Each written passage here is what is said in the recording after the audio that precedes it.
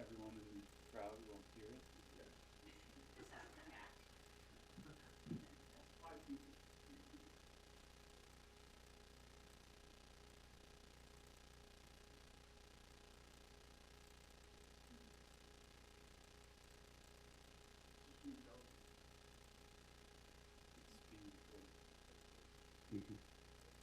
Not on the major news stations like you used to, John, but it's on the YouTube channel. You know, depending on how eventful this gets, it could be picked up.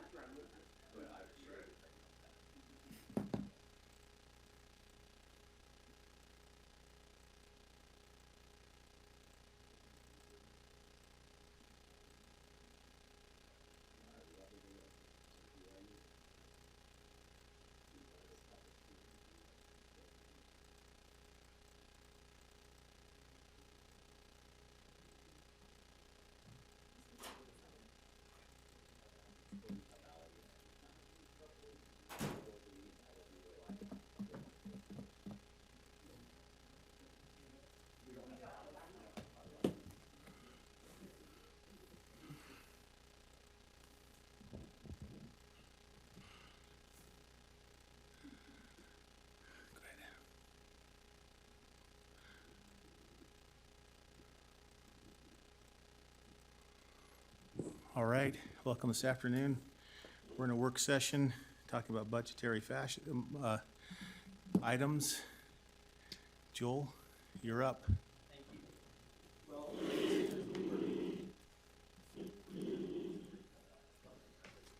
as we were looking at this, in the past, it's always been very simple. And this year is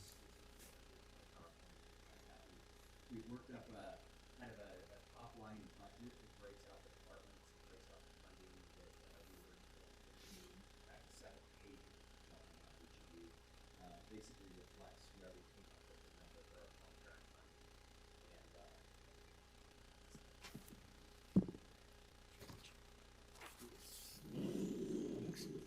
And we, like I say, we have a very detailed budget that has every trade show listed, every effort. We typically, in the past, we've never done that in the county. We've always been willing to sit down one-on-one and look at it.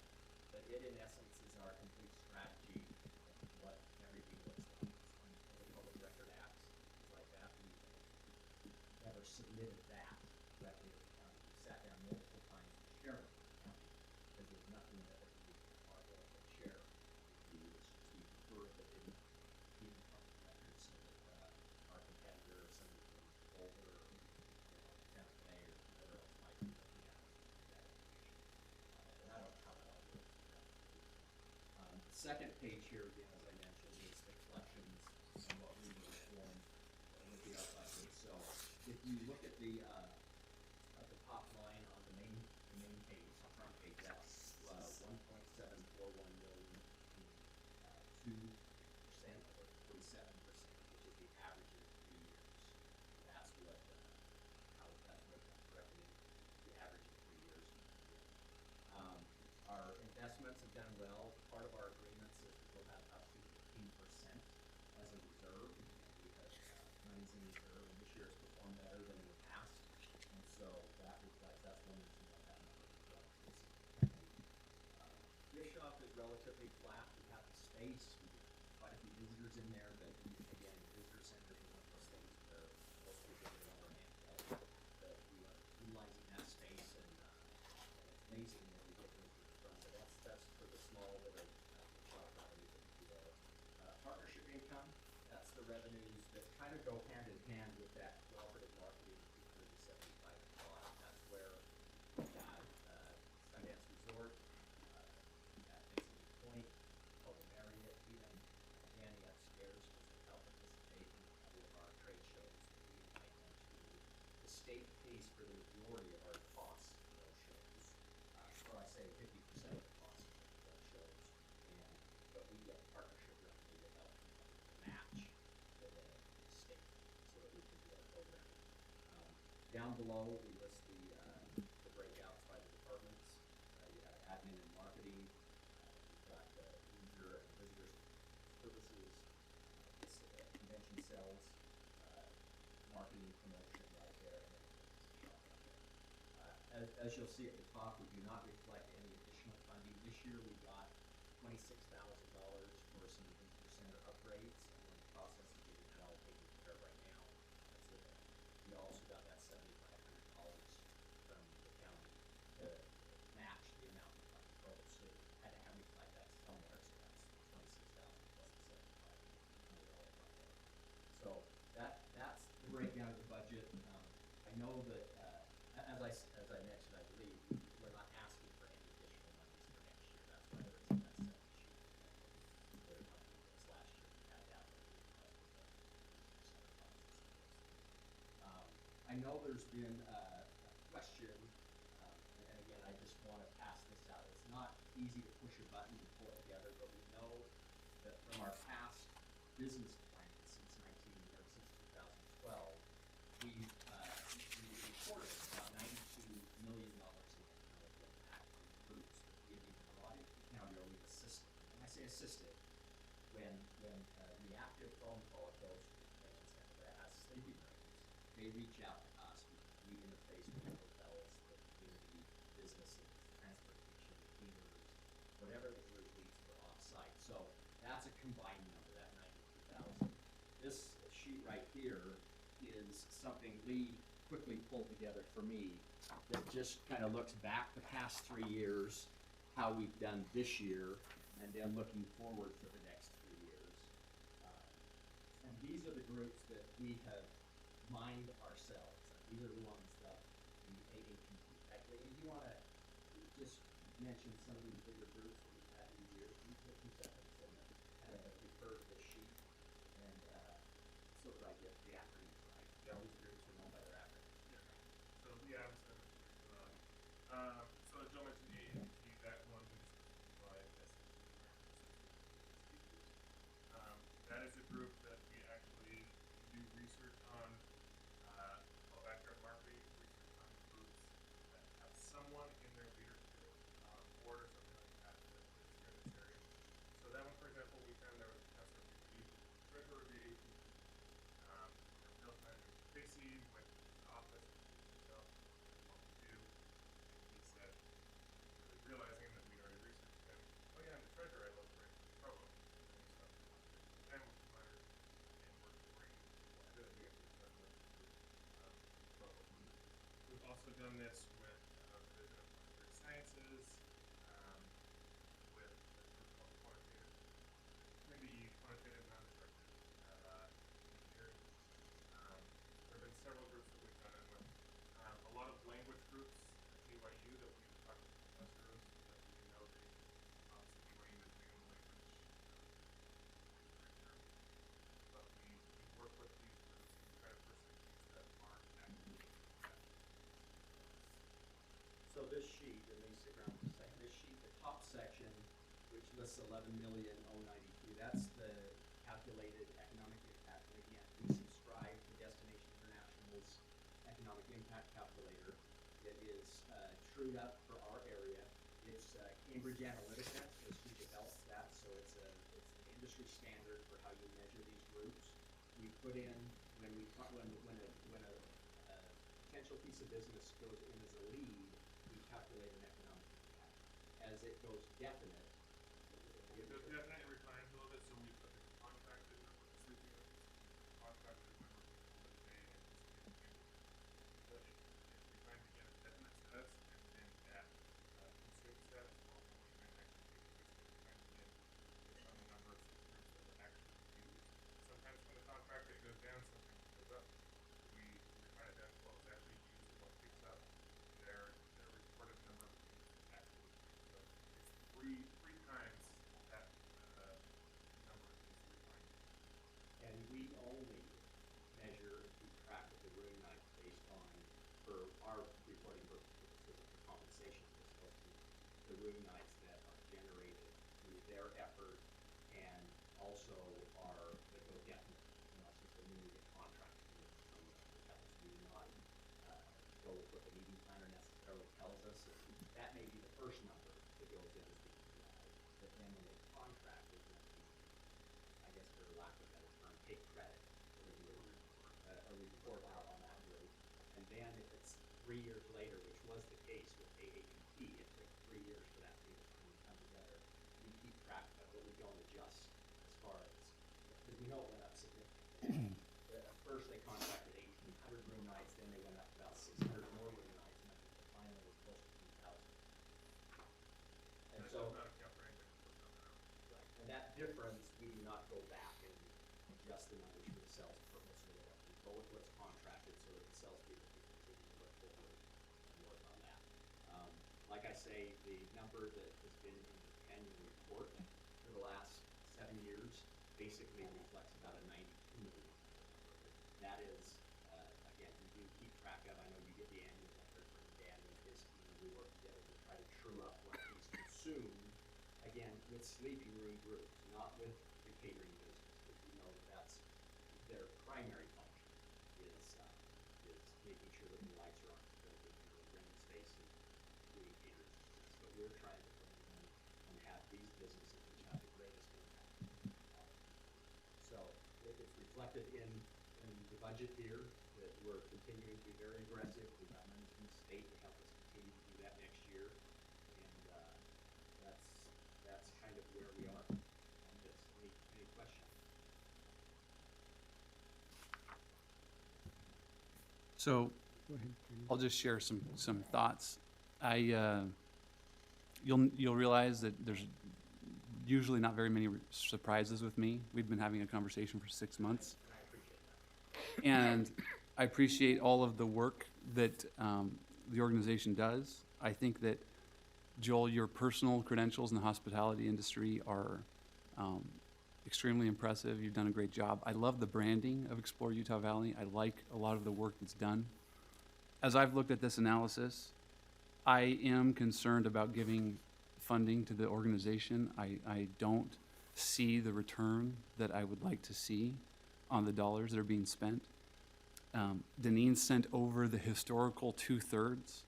That was not a sense of what the budget would be. From my perspective, I am ready to cut funding from this organization, and essentially all of it, but leaving an amount, perhaps a very small baseline amount, for a basic website operation while we get that figured out, and maybe a one director level type of a situation.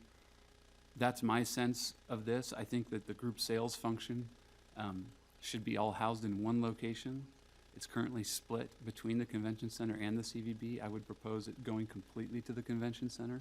You understand the differences? I do understand the differences. And I think that perhaps there's opportunities for personnel who are employed in the group sales function at the CVB to be employed at the convention center. But to me, it's time to ask for a different level of return on this. And I think I've looked to everyone in the community I've talked to, there's a lot of acknowledgement that it doesn't make sense. It's not efficient to have two different teams selling the building, selling the destination. So that's my perspective, which we've talked about in the past. Joel, a couple of questions I'd have for you. Would you have data or information on what your organization affects outside of the convention center?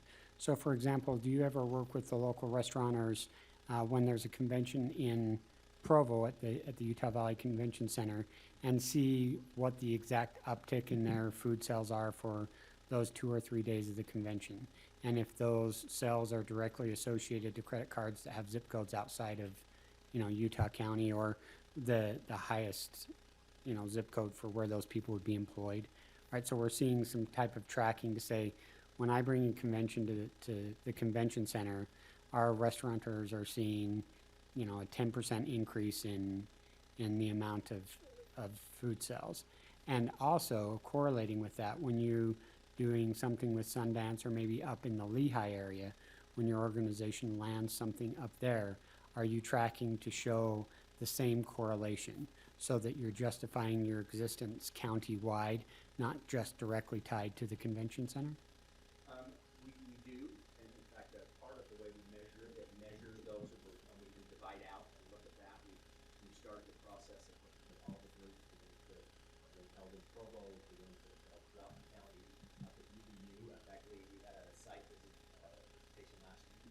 for a group. In fact, Dean is here from Gurus, and he was just talking to me about AAPP and how he saw an uptick. We don't specifically get that information from them, but we can reach out, and we had E&H Pharmacy, because he said that they had significant additional sales.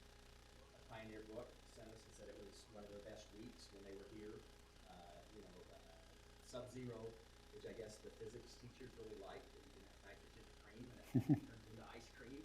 They reported back to us and put on their social media whatever was going on. So, they saw an uptick. So, Dean, didn't you mention it? I love it.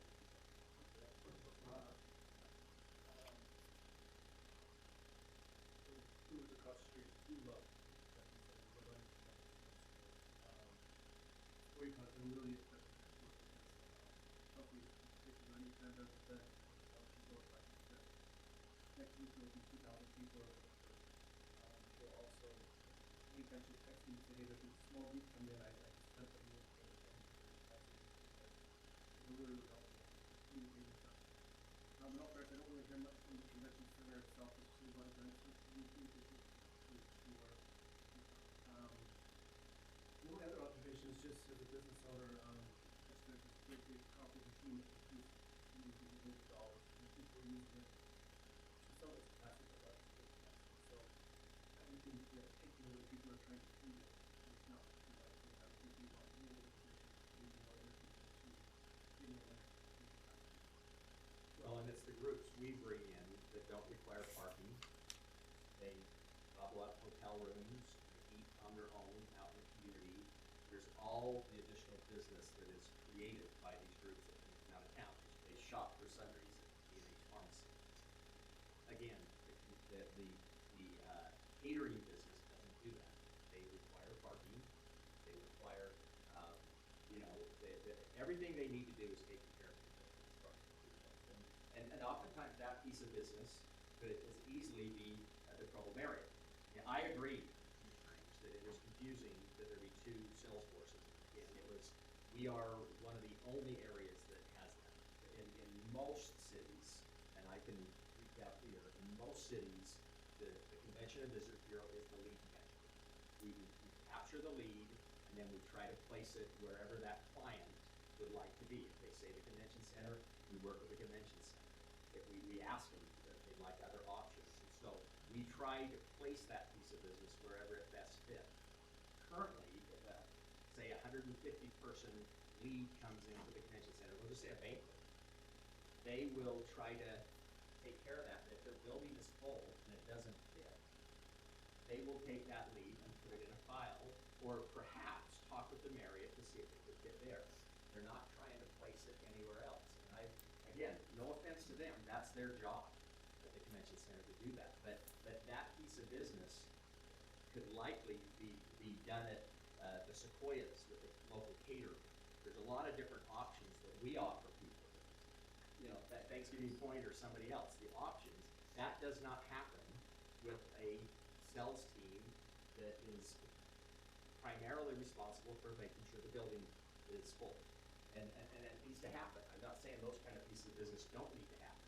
But these large pieces of business that need to be developed and worked for years and orchestrated and pulling groups together and everything else, they will dry up. They will go away. It is not the type of business that they do. We have salespeople that are motivated, compensated, and driven to do that. And they have salespeople that do a good job. We coordinate very well with them. But I totally agree. Two sales teams. And again, John, I don't know if you want to address how.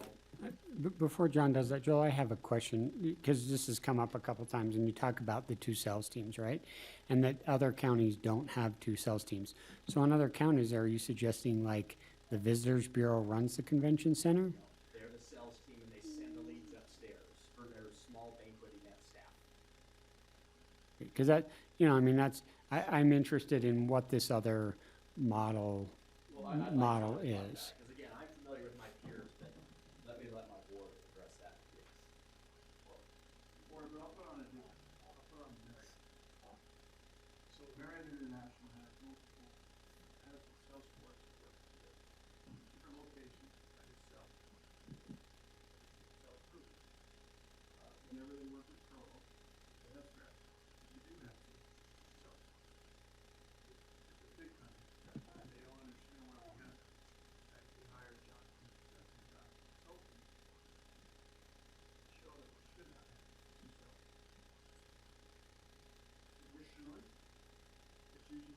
be that handles it, because it's a neutral site.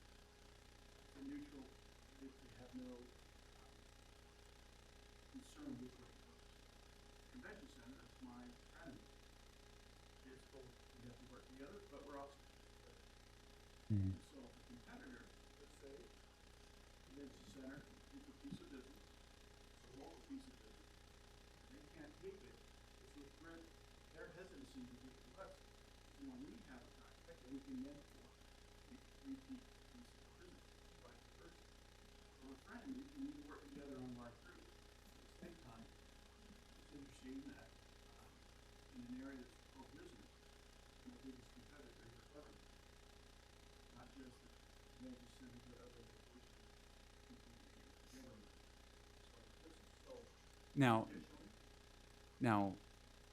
additionally, I think it would be unfair to say, I hear the point that you're making, and I think it's a fair point. But since you have your hotel owner cap on, and you are saying, you know, here I have this government competitor, your hotel and your ownership group is perhaps the biggest beneficiary of this investment and wanted this investment of the convention center. absolutely, we do want it. Yeah. But we want it to run in a manner that's very efficient. That there's not multiple costs associated. We're very happy that don't get me wrong. But when you start competing, and it's just not convention. For example, we have a library in this city. It has a full vault. It can seat 400 people. It's kind of unique for a library to have that capability. I'm not saying it's good or bad, but yet again, a wife which we go to those locations and have those nights. And yes, those are the kinds of things we're talking about. We will compete with it.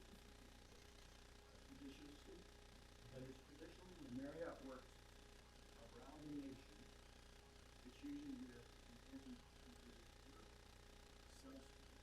They then get the information, send it to, remember, it should be a party. So if it goes up convention center, it's usually managing the convention center and have this, local catering itself, not necessarily, they have a local catering somewhat small, but 13 miles. So on efficiencies, are you talking about sales or the convention center? Because I have to look at both sides of that, because when I look at the convention center, and this thing's going, as long as projections hold, will run again this year on no subsidy, I'm going, this is running pretty efficiently. And I'm liking the fact that my tax dollars are not having to subsidize this building. So when you talk about efficiencies, where are you talking efficiencies? Because from the county book on the convention center, I'm having a hard time saying it's not being self-sustaining and efficient, because it is. It's running in the black. Sure, and they are, but to the cost on it. For example, I don't know if you guys had the opportunity to use Pizza Village stuff. It came, probably what, 3 or 4 years ago? It was 3 years ago. It was right after I came into office. And they said, you're the only convention center right now. Most losing. Most of his money. All right, that's why I brought that up, because that was one of the things they brought up. And the reason other convention centers lose money is because it's a economic generator that can get more business. So if you look at purely at the convention center and the subsidy in it, there's no additional cost. But if we're turning away business because of cost and other things, then the other bigger picture, hotels, car rentals, restaurants don't get that revenue, and you have in that regard. Now, as a citizen, I'm glad that there's not additional cost. The money spent towards prevention. That's the way it is right now. Right. But as far as when I say efficiencies, having 2 self-feeds, that's what I'm talking about. There should be one, and our preference is to be, because it's a neutral party. We can work in that regard, it's neutral, and it's not someone that I compete with in that regard. The team at the convention center is a great team, and they're doing exactly what they're charged to do. And that's great. put all the eggs, I guess, in one basket would be very, very difficult to do. Now, Okay. now, I'll say one other thing, this is probably, not putting on multiple hats here, I wear multiple hats in the area. But, if you look at the Star Report, I don't know if you guys, I know you guys get a copy of it, the Star Report can give you a lot of information. We're the only ones in Utah who had a huge increase in supply in Utah. But the demand has gone up with it. Mhm. Okay? If you look at other areas, they've had flat to little increase in supply, but also demand. So the Star Report shows that we're doing very good in Utah. Part of it had to do with $1 million, 500 for last year. We're trying to brand Utah County as an excellent destination.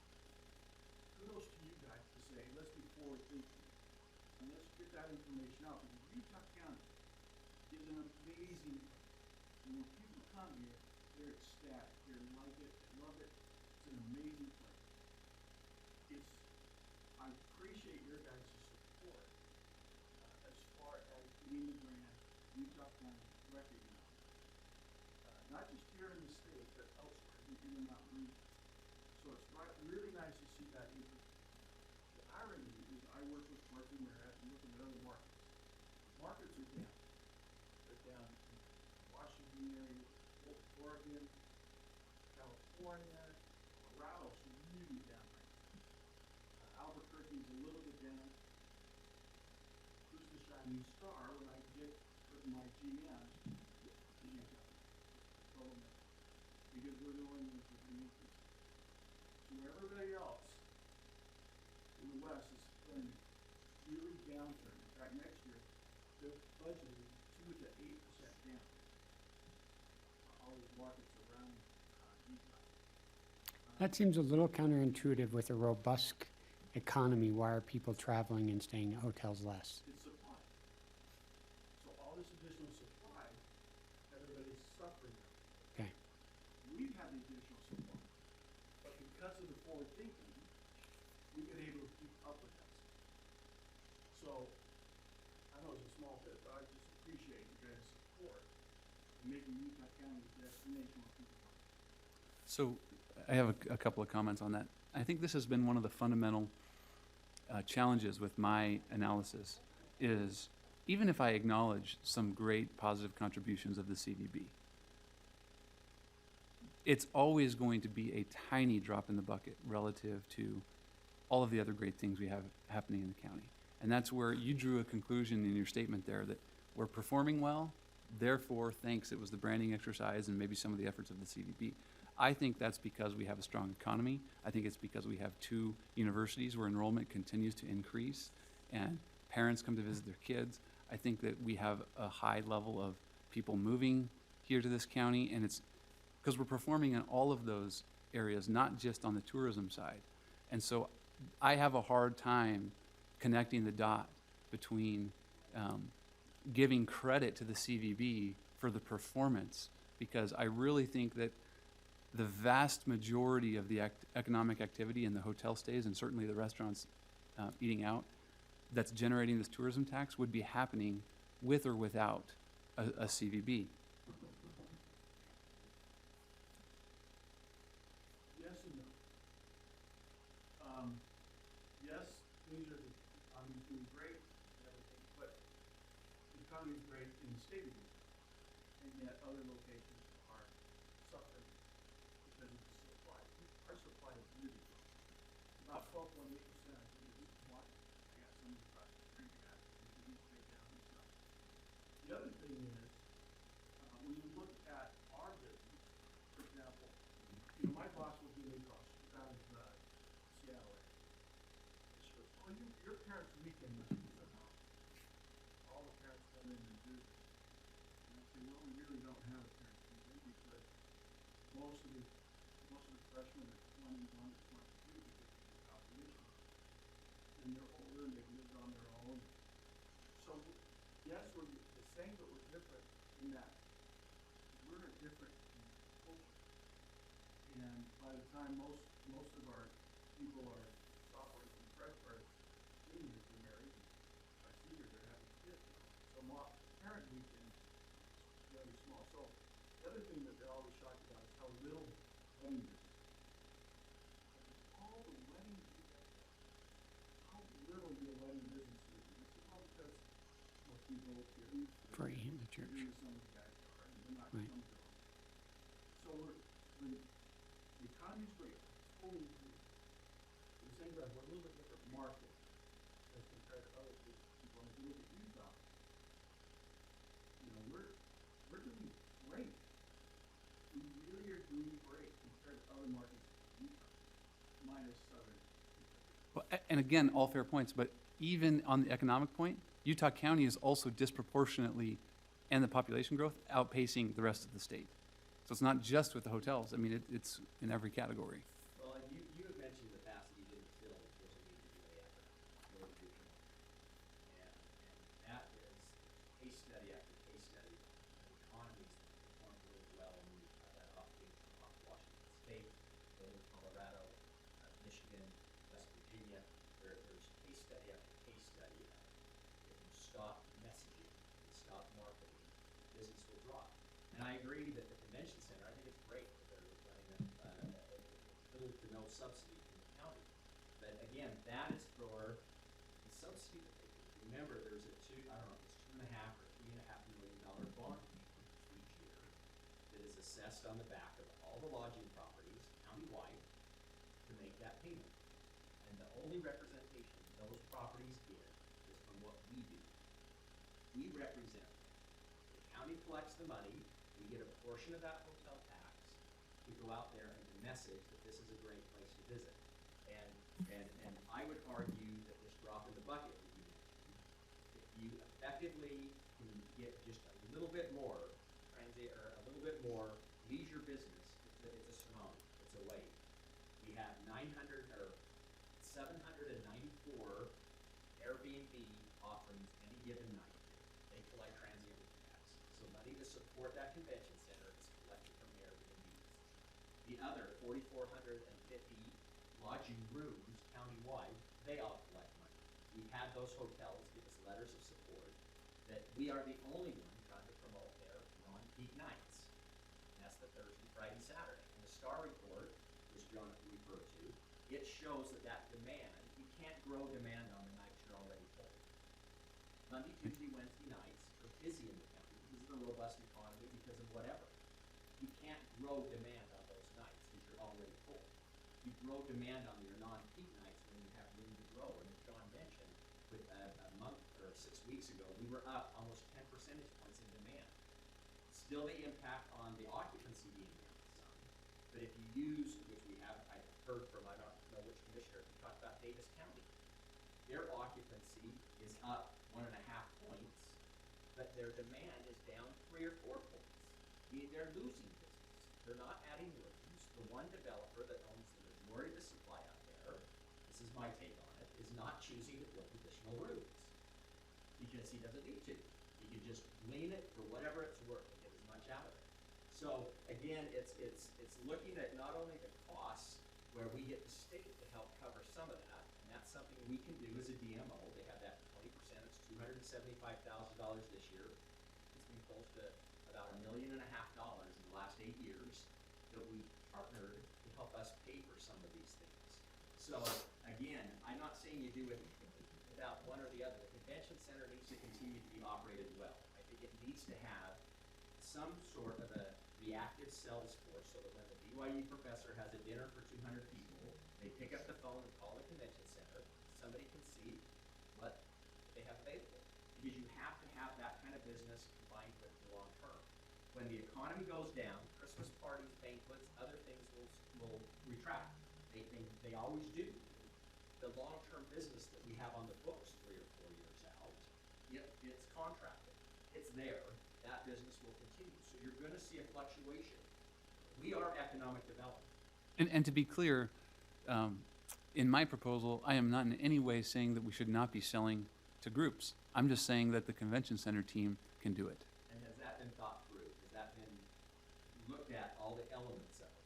complexities of those groups and what it takes to get that type of business. That's thoroughly thought out, and you feel Well, comfortable with that. I feel comfortable with it, and part of it is because the fact that right now it's not necessarily the most robust pipeline anyway, and so I do not. I think that with less money, the convention center can do more. I think there's opportunity for efficiencies to be gained there. Will the convention center help sell the UCCU center? Will the convention center help partner with Sundance to bring groups in up there? Will the convention center help with Thanksgiving Point and those products? Again, I think that that's our roles, and I'm not criticizing them, saying Yeah. that they don't do that. But if it's strictly the building that you're looking at, they can have as many robust banquets as they can. The building So will do it. on the UCCU center, I'm not very concerned about that. But On it's a facility that needs to be utilized. The county has put money into it, it should be used. yeah, but the convention center has the bigger ongoing bond payment at the moment. And on the Sundance and the Thanksgiving Point properties, I don't get the sense from those hotels that they are all that concerned about any shift happening because they're not necessarily feeling a lot of leads coming from the DMO anyway to supplement their properties. So that would be my question for you, Joel. What percentage of the leads that you land are with the convention center, and what percentage of conventions or large groups land outside of the convention center?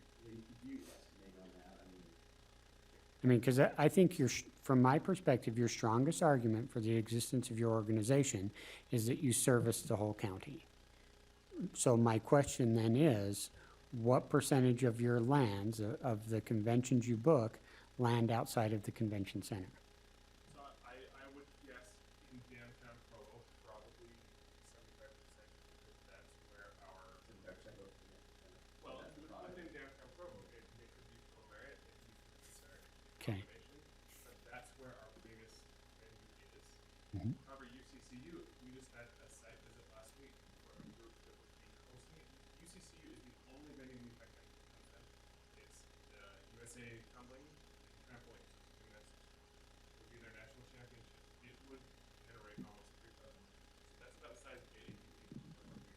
Mhm. We can't do it at Peaks. We can't do it at the convention center. It has to be UCCU, and that will be rooms that will go into Forum and Provo. That's what we come up with. So that has the potential to be a huge event center. It doesn't have a ton of meetings potential, but for sports and events, youth sports is one of the biggest drivers. Right. A lot of CBD our size, and we could be using the UCCU center better, and bring in more business to the Forum. Because in fact, this one. So are you the organization that's getting like the high school sports to the center? Are you guys reaching out to the smaller school districts to encourage them to have them cheerleading and stuff here, or? We serve them, but we don't take any credit for those groups because they would likely come here regardless. Okay. So any groups out of BYU, with BYU sports or high school sports that have been coming here, if they've been coming here and they need help, we'll help them, but we don't kind of support our teams. Which I really appreciate that, you saying that, because that is one of the ongoing issues in my view is, that's was going to be my comment, is in some cases, these groups, you certainly help facilitate where they stay. And I think there is a function, no matter how we restructure this, there's a function to help facilitate some of these groups. And if they should go to the UCCU Center, great. And obviously, the convention center will send some business there if it's a better fit. But that is a reality that in a lot of cases, you guys get involved as a facilitator, not because you own the lead source. In other words, these large groups may have been coming anyway.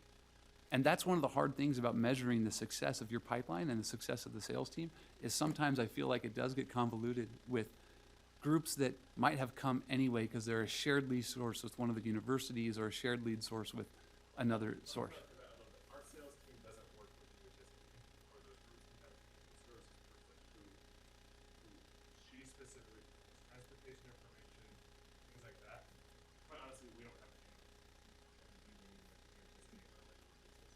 if they call in and they're like, hey, we need a shuttle or something like that, Kelsey will send an email to them, they'll list the shuttle. But our salespeople though are not. Our salespeople are focused on new groups that are ready to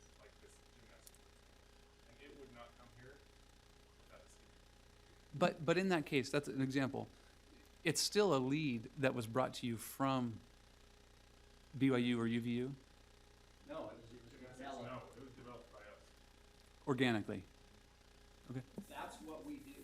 Everything we do that we take credit for is developed organically. I know that in many cases, I just, having sat through many meetings like this, oftentimes questions are raised about certain projects, certain leads on the sheet of, okay, that actually originated with this other community partner, and certainly the CVB got involved to help close the deal, and there's some questions there. Could it have been closed by the other fund? I know that that's where you believe it could.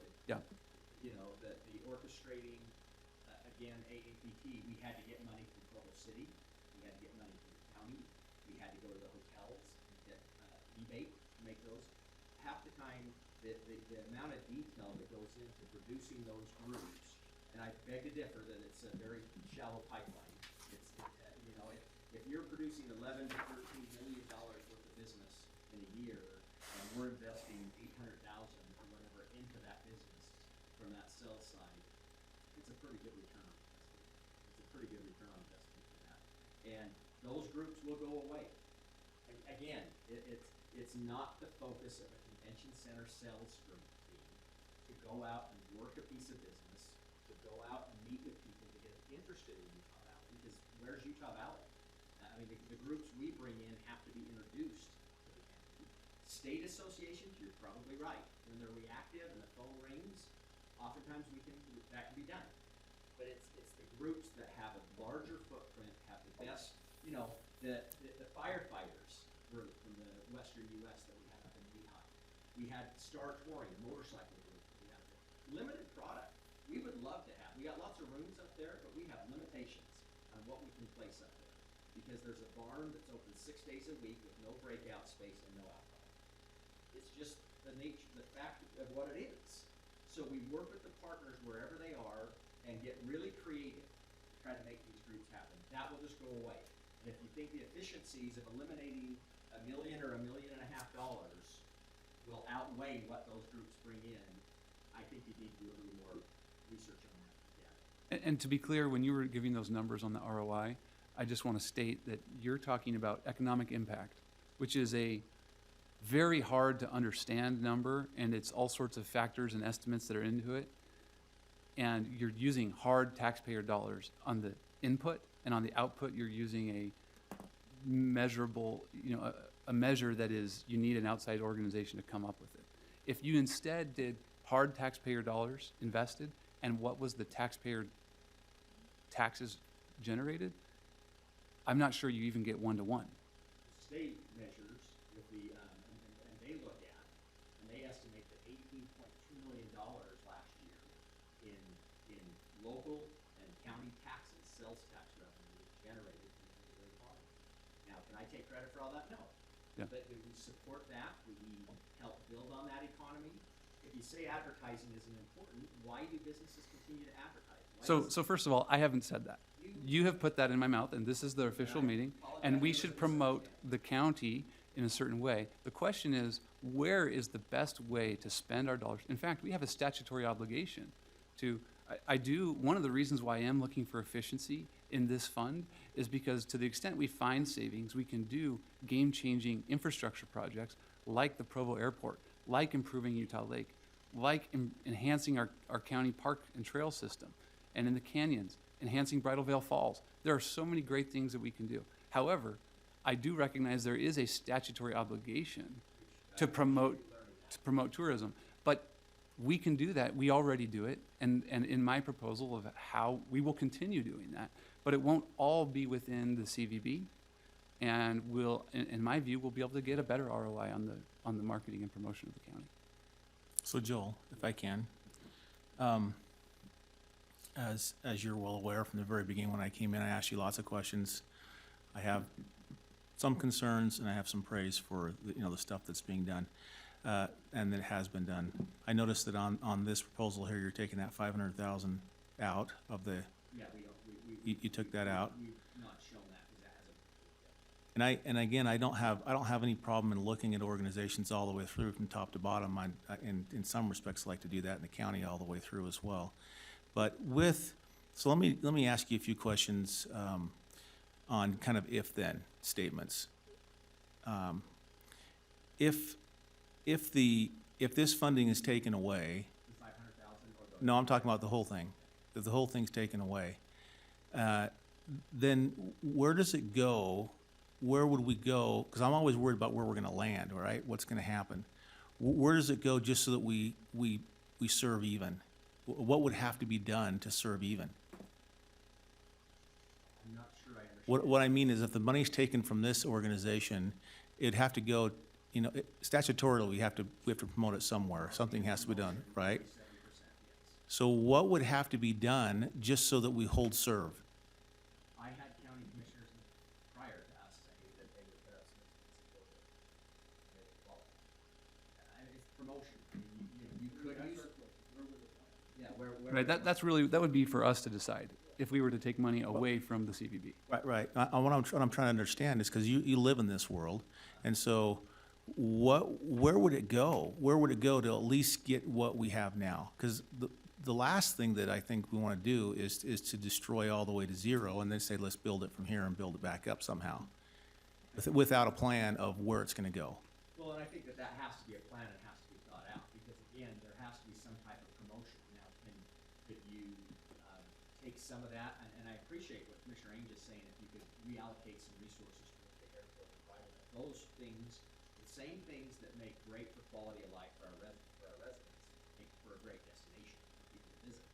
And I support it completely. It's just how and what resources are being used. You can't take part of my budget or the entire budget and shift it over to, as you said once, a parking garage at Sundance. Okay, where I like it, we don't even know if they want it. Reach out to you, so they could accommodate more skiers or something. It can't be used for that purpose. And your exact words were to me that you didn't interpret it that way. And so I appreciate that you've learned and that you understand now that there is a proper use for those resources. I think that as several hoteliers have told me, especially ones on the north end of the county have mentioned to me, they have their small sales teams. They're promoting to fill their hotels with small corporate groups and meeting groups. Nobody is promoting the valley for leisure travel except for us. Okay. Nobody is trying to promote an experience here and inspire people to come here, to stay here. Right. And that's So, what we're using. so let me continue then. You sat in my office and we talked, and I asked you the question about a hybrid. I said, I too have some problems with the dual sales force. But what does a hybrid look like? What is a hybrid in this situation?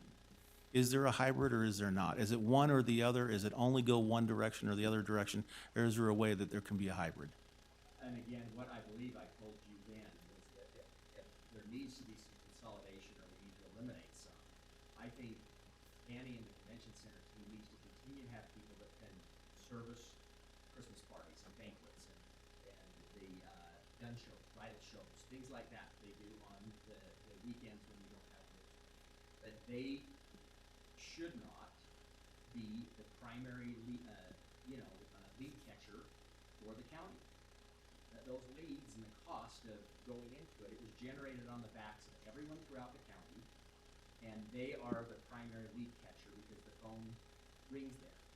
Okay, we own UtahValleyConventionCenter.com.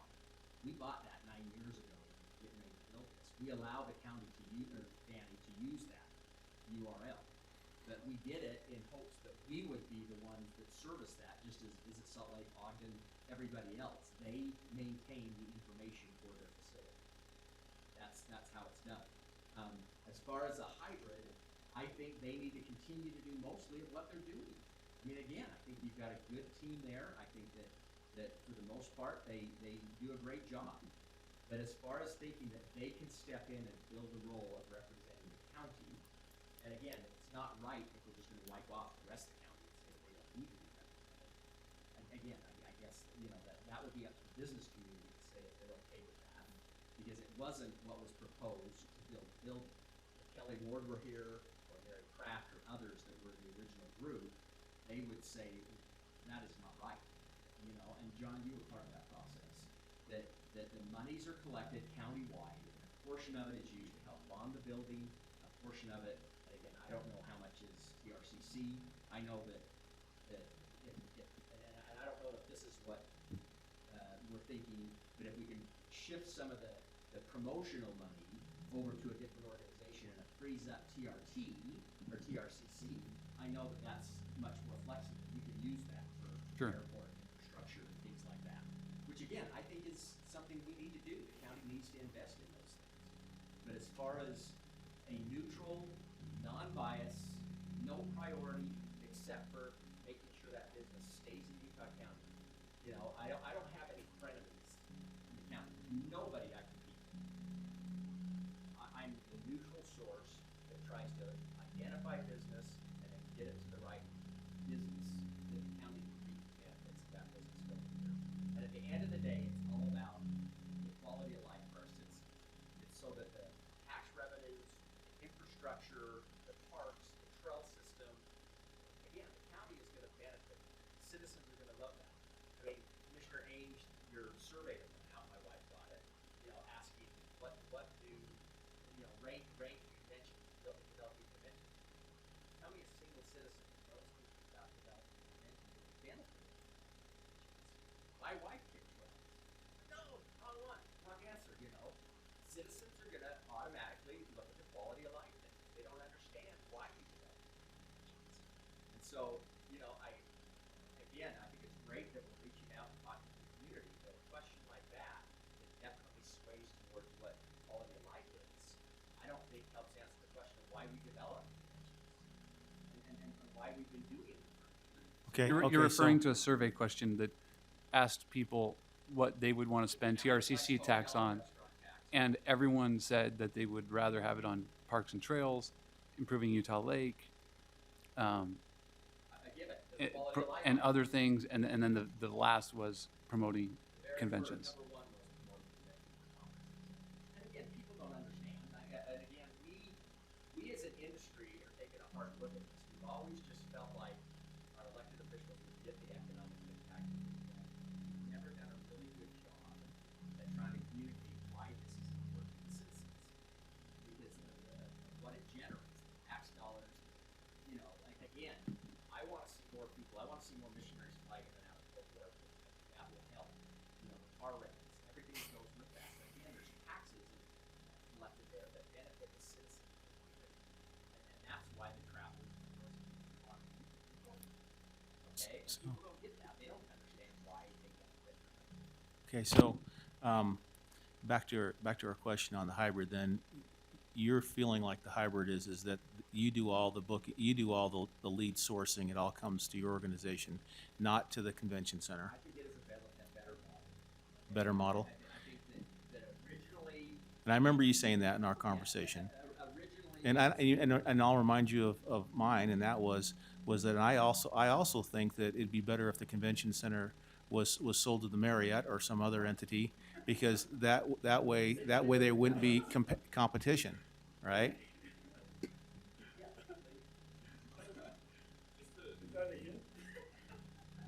Before I was here, I was at Visit Salt Lake Policy, and the way that we did it there is all of the leads for Salt Lake County. And at that point, we then talked with the client and said, "Do you have specific venues that you want us to send this to, or do you want to promote it from every venue on the campus that could accommodate your community?" Typically, they want one from every venue that could accommodate. So we would send it to Salt Palace, we would send it to South County, we would send it to Denver, very cool. Everybody will like all these proposals. Client was like, awesome, I have a lot of options. And then they can choose from there. You have a better chance of keeping that business on your campus. In our model, they get one option, and if there's not any availability there, or the dates don't match up, they don't get the opportunity out. So the advantage, in my opinion, is that we will send those every possible opportunity. Yeah.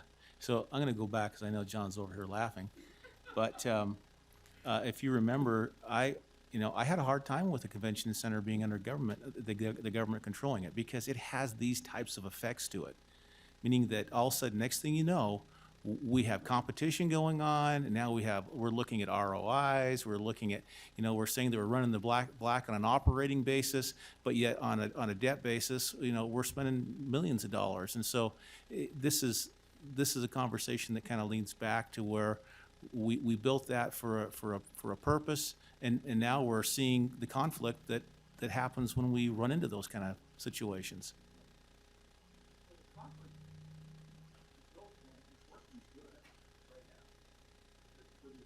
Absolutely. Commissioner Knight and I had a little one-on-one, and I said, it's time for us to look at the CBD infrastructure. I think there's other DMOs that are looking at things different, because the world's changed.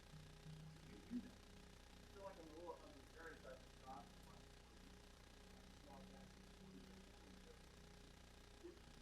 does give us a little conversation. I appreciate Commissioner Hayes challenging us to say, can we do things a little better? Can we make convention centers and all the other more successful? That way we can pull up guys together. But I think there's some great questions, great kind of looking at what we can do different. Maybe there's a hybrid out there that we have to do that's really working as it is right now. Would they will not have your subsidy for the convention center? Supplies up, man's up, economy's up. Right now, it's really good shape. Convention center is not very, very well. So you'd say with that, then don't change horses in the middle of the stream. Is that what you're saying? Well, don't change the horse in the middle of the street unless we have a good stream to do. Right. Which is what? Right now, we don't know what that stream is.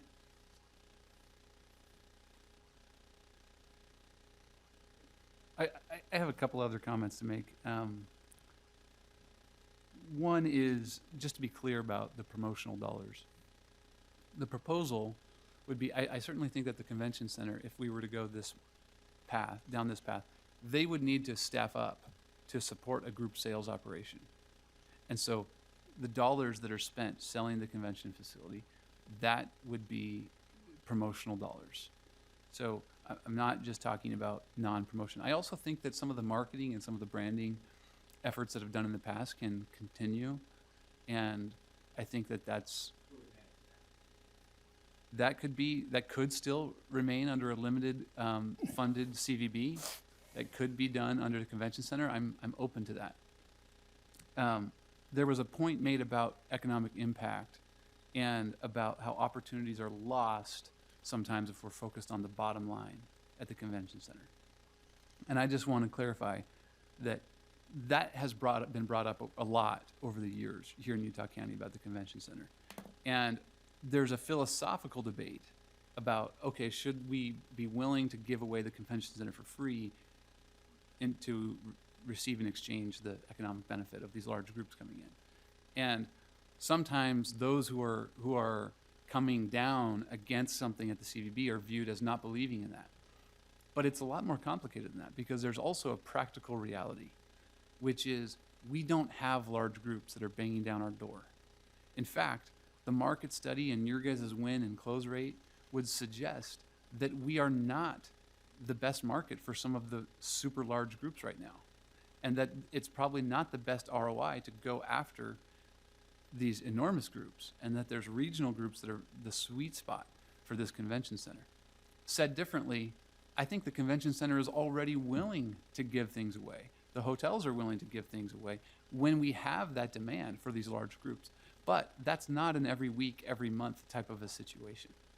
So I would not want any part of this conversation to be spun in a way to suggest that there's not support for providing discounts, providing incentives, when there is a true demonstrated demand from a large group that wants to come hold a massive convention here. Well, and we are working well together. We will look at that. There are times when a dance group may have more economic benefit for the building for the day or 2 days than, say, a large convention which is choosing to do most of the food and beverage elsewhere, that's bringing lodging and everything else. If the building is responsible for making that decision, the decision was made for what's best for the building. That's what they do. That's their charge. But it's not the best piece of business for the community. And for the county, for the sales tax, for everything else that goes into that. So again, nobody is arguing to do away with one or the other. I think the building needs to continue to run well. I think it needs to have sufficient sales staff that can work on local pieces of business, maybe, state things that are coming year over year that aren't requiring a lot of effort. But anything that needs to be developed, a lead that needs to be developed, that you have to have the right mindset, the right organization doing that, that's neutral to the community, that is just as happy to put it at the Provo area as we are to put it in the building. And again, so I think that if you're looking at it as economic development, not just running a good building that's in the black, and again, I like that as a citizen. But again, is that utilizing the building for why it was built? And are we gonna be able to bring in the larger groups, which, again, you can have a differing opinion, but you go through a lot of groups, and some groups, you can talk to this. When they look at the cost, they have to be turned down, because again, Davis County is willing to give it away, okay, from the get-go, they're willing to give it away. And sometimes it doesn't make as much sense, and I think, to your point, we have a good relationship with Danny, we can sit down with Suzanne and Lee and talk about it, and what can we do to reduce the cost, and oftentimes they will, but sometimes it's just not in their model to eliminate it entirely. But it would have to make sense. We're not saying that we want to give it away to everyone. I don't think that would make sense. So again, I'm glad you guys have to make these hard decisions. But I hope that we can move forward and keep this train going, keep, producing above what we're, the state as a whole continue to drive Utah County and have it be. Do you have a question? I have a story. Tell me your story. Well, it was about July 6th, and I was on the Pacific Trail in the Bridger Teton Forest, and I had my pack horse behind me, and I hit my first crossing of the Yellowstone. And I wasn't worried about it all because both the horses that I had were very experienced, great trail horses. And the river was high, and I knew it was going to be a little iffy getting across that early in the summer. And so we went in on the black horse, and I'm leading my pack horse, and my pack horse was coming along fine till the packs that were plastic boxes hit the water, and my pack horse couldn't reach the ground, and he started floating down the river. And then I started floating down the river as he dragged me down there. And so I had to make a decision whether I was going to hold on and pull that thing to shore, or I was going to let go and we're going to figure out how to do it ourselves. And as I got about waist deep, I decided to cut the pack horse loose. I slipped out of the saddle and we all swam for the shore. We all got there and we all continued down the trail and got to our camp. It was a hard decision, but I feel a little bit like we're swimming right now and trying to figure out how to get this entity the most effectively to its destination. And I think we're all making some valid points as to which method looks best. And, I definitely feel there probably needs to be some additional distinction made so that we all don't drown. And that we find a more efficient manner in how to run this organization. And one of the thoughts I've had with that, and I would pose this as a question to the commissioners, and recognize I'm looking at this from a broad spectrum. We have a significant shortfall. In my opinion, we have to raise taxes in this county this year. If we cut the funding for Explore Utah Valley, would we be willing to entertain a reduction in that particular tax to try and offset what's going to be facing the citizens of this county in a property tax? I recognize it wouldn't be completely offsetting, but is there an area we can try and save them a little bit of money when they go to a restaurant, when they go to a hotel, so to lessen the burden on them? And that's my thought. You brought up the horses, and it reminded me of that experience. So I shared it, but that's what's really got me thinking there is how do we address this, not just as an individual item, but where does this fit in for me in the big picture of how we're dealing with the budget and potential taxes this year in the county. Is there a consideration that taxes that would have to be raised on me and my neighbors, you know, the citizens that we may have to do, is different than the taxes that are collected on the guests that stay at Johnson County? There, Again, there, they're not voting, they come, they leave, they, you know, and again, there is, but here's my fundamental problem with this particular tax. We're gonna promote the heck out of this county. We're gonna drive thousands, tens of thousands, if we're lucky, hundreds of thousands extra people into this county. They're gonna beat up my trails. They're gonna beat up my roads. They're gonna use my infrastructure, and I can use none of this money to offset that abuse that they put on the infrastructure. That's my fundamental problem with the TRCC tax. I think it does wonderful things. I think it keeps our restaurants, TRT, excuse me. We often spend them as a group, so I look at them very similarly. I think it's wonderful because it helps bring conventions here. It helps the restaurants, right? But I think there's a failure in the legislature to give us the flexibility with this tax to offset some of the burden that increased tourism brings to us. I don't know if you're involved in any of the UAC conversations. Well, we're not with UAC right now because we're trying to save money, so no. They do another, I mean, they're given Right now, that.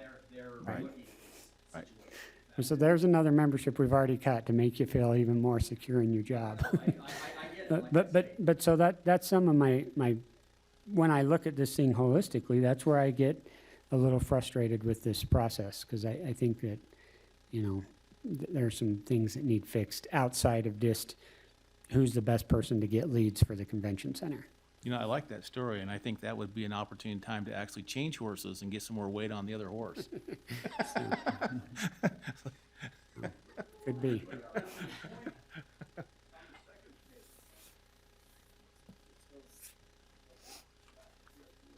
Can you, so that people watching online or watch this recording, can you please address it in the mic?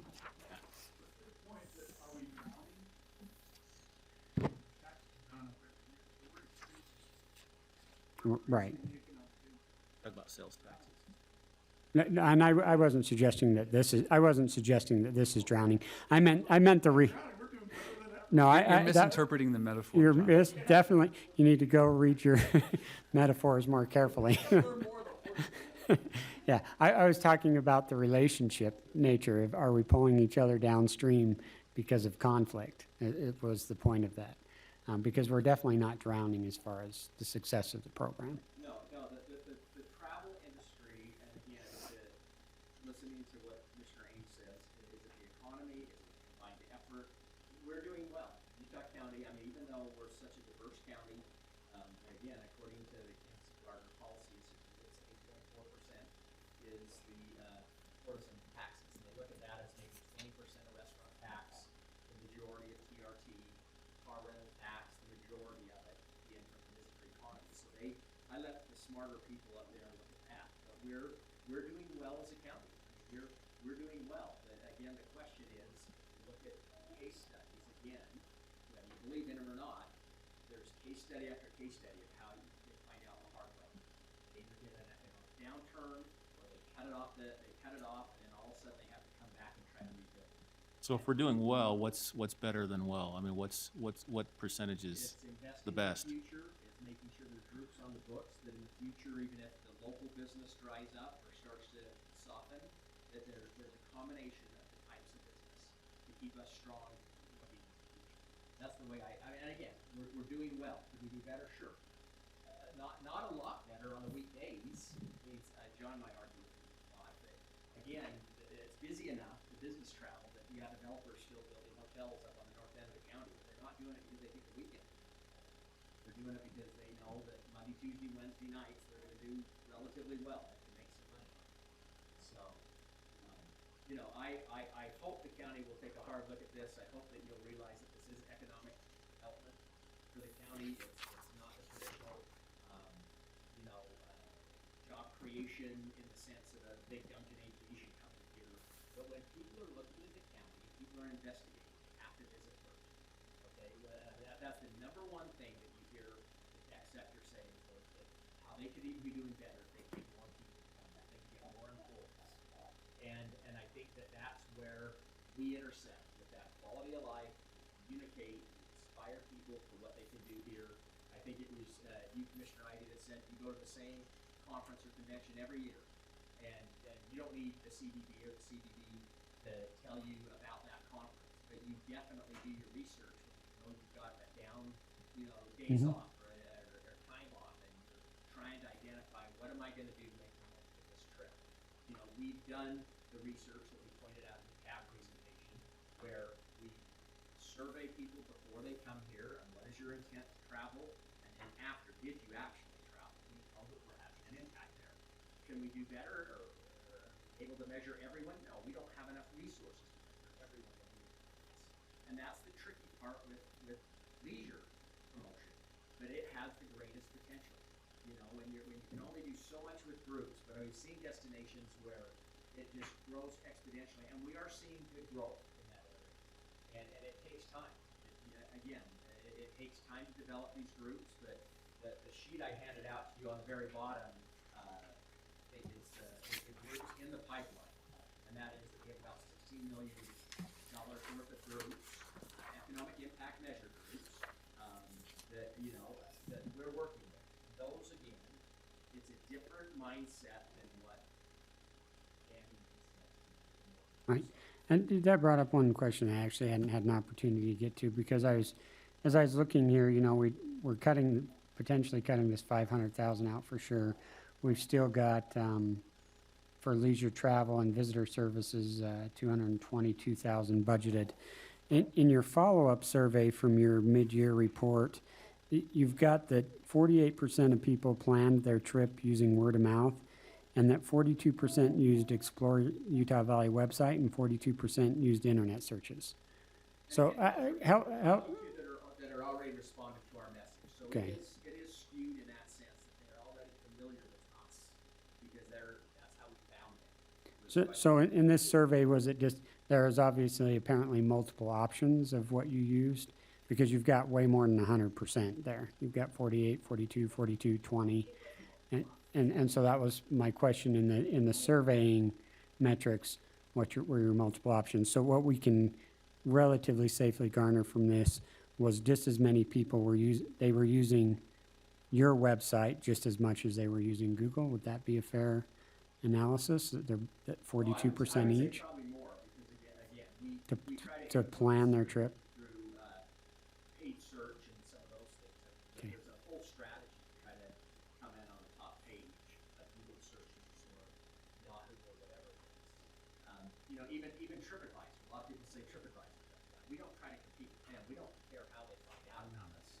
In fact, we'll often work with TripAdvisor to try to get higher placement with them to, influence people to come to Utah County. The leisure, again, is difficult, because you can't draw your finger directly on the impact of the message of what you do, unless you do post surveys. Again, it's something that I would like for the next year or two, especially if we can find the resources to do a more comprehensive study on the leisure and business travelers that's not just people that come to our website, but some intercept. Visit Salt Lake wants that, but they'll spend a day or more on some survey.